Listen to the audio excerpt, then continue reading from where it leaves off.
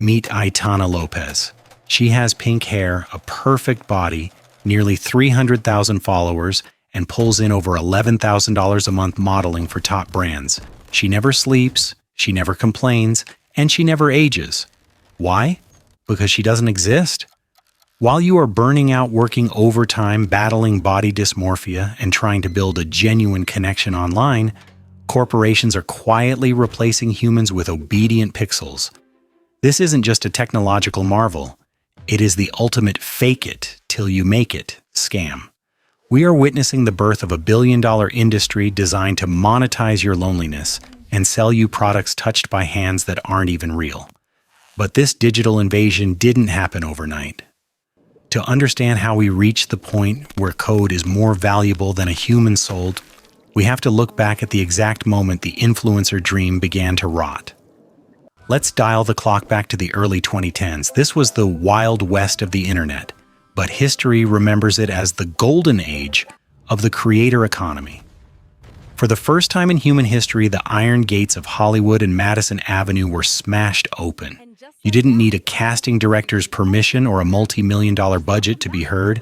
You just needed a webcam and a personality. We witnessed a massive cultural shift. The polished, untouchable celebrities on magazine covers began to lose their grip. In their place rose the relatable star. We traded scripted sitcoms for raw vlogs. We stopped trusting TV commercials and started trusting the girl in her bedroom reviewing mascara or the gamer screaming at his monitor. The currency of this new economy was trust. Data from this era confirmed a startling trend. Teenagers and young adults trusted YouTubers more than movie stars. Why? Because they felt real. They had flaws, they had bad days, and they spoke directly to us. It was the ultimate democratization of fame. The promise was intoxicating. Meritocracy. If you were genuine, if you provided value, you could build a career from nothing. Brands poured billions into this ecosystem because they were desperate to tap into that authentic connection. They weren't just buying ad space, they were buying the friendship you had built with your audience. The influencer was born not as a salesperson, but as a digital best friend. It seemed like a win-win. Creators got paid to be themselves, and audiences got content that didn't feel like corporate propaganda. But there was a problem that the spreadsheets in Silicon Valley couldn't calculate. Humans are messy. Humans get tired. Humans demand unions and higher pay. And most terrifyingly for advertisers, humans are unpredictable. A real person can get canceled, have a mental breakdown, or say something controversial that tanks a stock price overnight. Corporate America realized that authenticity was a dangerous liability. They didn't want people. They wanted billboards that could talk. And that is when they started funding the technology to assassinate the human element entirely. If the golden age was built on trust, the current era is built on a lie. And like all great lies, it started with a single broken metric: engagement. Sometime around 2016, the algorithm changed. Social media platforms stopped showing you what your friends posted and started showing you what kept you addicted. Suddenly, influence wasn't about connection. It was about scale. And whenever a metric becomes a target, it ceases to be a good measure. This is known as Goodhart's Law, and it is the glitch that broke the internet. To feed this new beast, a shadow industry emerged from the underground. We aren't talking about a few teenagers buying likes anymore. We are talking about industrial-scale fraud. In dimly lit warehouses across Southeast Asia and Eastern Europe, thousands of smartphones are racked up on shelves, wired together in a humming, glowing hive. These are click farms. For a few $100s, you can purchase a digital army. You want 50,000 followers? Done. You want 10,000 comments saying, "OMG, so pretty?" Done. The market for fake fame is now estimated to be worth over $1.3 billion annually. A report by the cybersecurity firm Check revealed that fake influencers cost advertisers $1.3 billion in 2019 alone. Brands are paying for eyeballs that don't exist. They are selling sneakers to bots and makeup to lines of code. But here is where the glitch becomes fatal. The corporations realized that dealing with real humans, even ones with fake followers, was still too inefficient. Real humans age. Real humans get bloated. Real humans have opinions that might offend a target demographic in China or the Middle East. Enter the solution: the AI influencer. Look at Aitana López again. She was created by a Spanish agency, The Clueless, specifically because their real models were too much trouble. Aitana doesn't need a plane ticket to Bali. She can be photoshopped there in seconds. She doesn't need a $5,000 wardrobe. The clothes are rendered. She doesn't need to sleep, eat, or take a mental health break. She is pure, distilled capitalism. And she is winning. These virtual beings are statistically performing better than humans. They have engagement rates nearly 3 times higher than real influencers. Why? Because they are mathematically perfect. Their faces are averages of the most attractive features according to global beauty standards. Their captions are optimized by large language models to trigger maximum dopamine. They are not people. They are algorithm bait. We have reached a point called the dead internet theory. The idea that the majority of internet activity is no longer human to human, but bot to bot. Agencies use AI to create an influencer, use bots to inflate its numbers, and use algorithms to sell it to brands who use AI to target ads back at, mostly bots. It is a closed loop of value destruction, a hollow economy where nothing is real except the money-changing hands. The system is no longer designed for you. You are just the biomass providing the data fuel.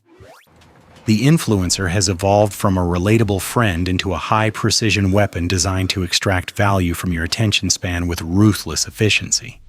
But if you think this is just a story about corporate greed and wasted marketing budgets, you are missing the point. The real danger isn't that these AI influencers are fake. The danger is that your brain cannot tell the difference. We have automated the fraud, but we have weaponized the psychology. And the trap they have built for your mind is far worse than any bot farm. To understand why we are falling for this, we have to look at a concept from evolutionary biology called supernormal stimuli. In the 1940s, scientists discovered that if you presented a bird with a fake egg that was larger and more brightly colored than its real egg, the bird would ignore its own offspring and sit on the fake one. The bird's brain was hacked. It was hardwired to prefer the extreme version of reality, even if it was a lie that would kill its genetic line. Ladies and gentlemen, we are the birds. AI influencers are the giant fake egg. They are designed to be a supernormal stimulus.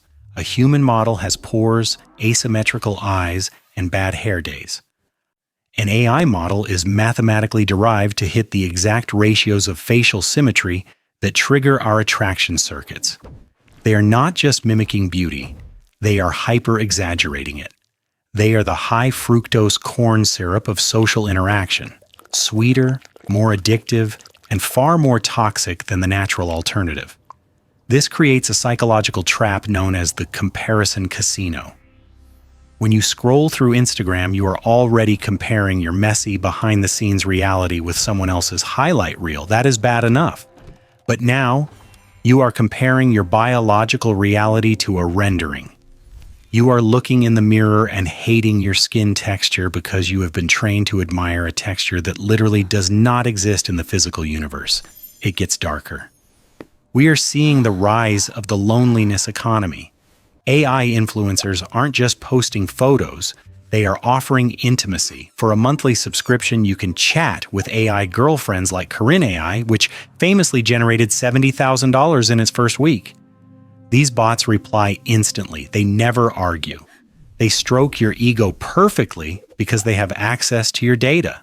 They know exactly what you want to hear. This is the fast food of relationships.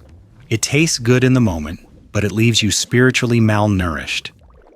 By replacing difficult, complex human interactions with smooth, obedient algorithms, we are causing our social muscles to atrophy. We are training a generation of men and women who find real human connection too much work compared to the frictionless experience of an AI.